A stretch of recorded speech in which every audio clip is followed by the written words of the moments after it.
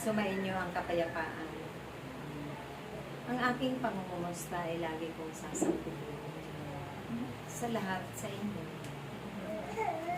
Batid ko kung ano man ang nagaganap sa araw-araw ng inyong mga buhay, aking anak. Minamahal ko kayo ng tunay. Ganun din kayo kahalaga sa Diyos na makapangyarihan sa inyo.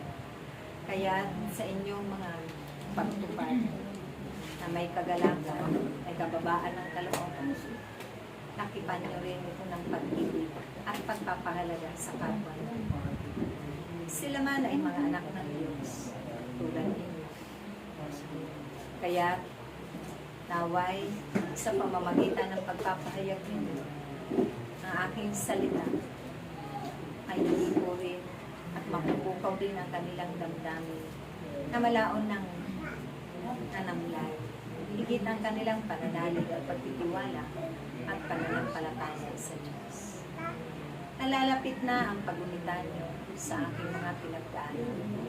Aking mga anak, ang aking pakiusap sa inyo ay lagi lamang kayong manalangin na may pagkakaisa.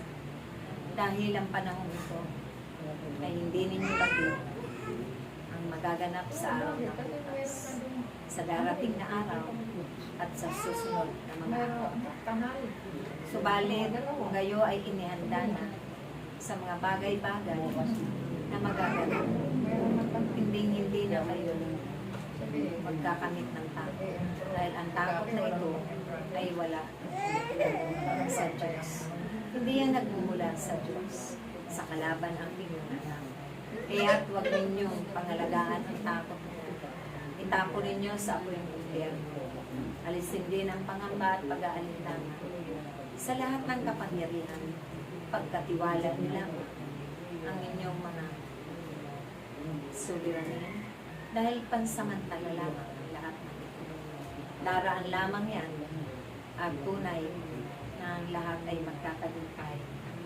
Subalit, makatibayin ninyo ang inyong pananalig at pananampalataya sa Diyos.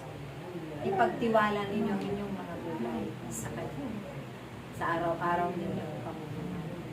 Huwag ninyong pahalagahan ang mga kamundong bagay. Bagos, ang mga pang-espiritual na bagay na kaloob ng Diyos ang siyang pahalagahan. Dahil ito ang magiging daan upang kayong lahat ay makapag-ipok ng kayamanan sa Kanya. Ito rin ang magiging daan na dadaloy ang mga biyaya at pagpapala sa inyong mga kapwa na madadala nyo sila sa banal na paanan ng Diyos. Mahirap man ang isang lingkod, ang buhay ng isang lingkod, subalit kayo'y laging puno ng kagalakan at kapayapaan, puno ng pag-ibig, dahil ang lahat ng ito ay itinanim na sa inyo sa kalooban ng Diyos na kailanman hindi na yan maglabago. Pagkos, mas madaragdagan pa yan ng mga kapangyarihan niya. Dahil ang pagtitiwala na Diyos sa inyong lahat ay lubos. Kaya ang lahat ng pinagkatiwalaan naway ipakita ninyo na kayo nga ay tunay na tapat at tagapag-ibig, gumagawa at patuloy na gumagawa ang naayos sa kalooban ng Diyos na may kalakip na pagalakan at pagtibig. Hindi sa ganang inyo na kakayanan, pagkos sa kapuspusan ng banal ng Espiritu Santo dahil sa pamamagitan nito, hindi kayo mabibig. Maraming salamat aking anak. Sa araw ng aking muling pagkabuhay, kayo'y magbunyi dahil kayong lahat ay nagtagumpay sa inyong mga pananalangin. Sa hiningi ninyo ng kapayapaan at ang ninyo na patuloy itong magaganap. Magaganap ang tutulungan ng Diyos ang lahat ng bansa na may kaguluhan.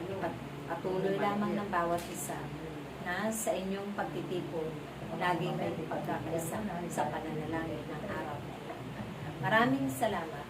Sumainyo at manatili ang mga bunga ng banal na Espiritu Santo at ito ay ibahagi din sa kapwa ng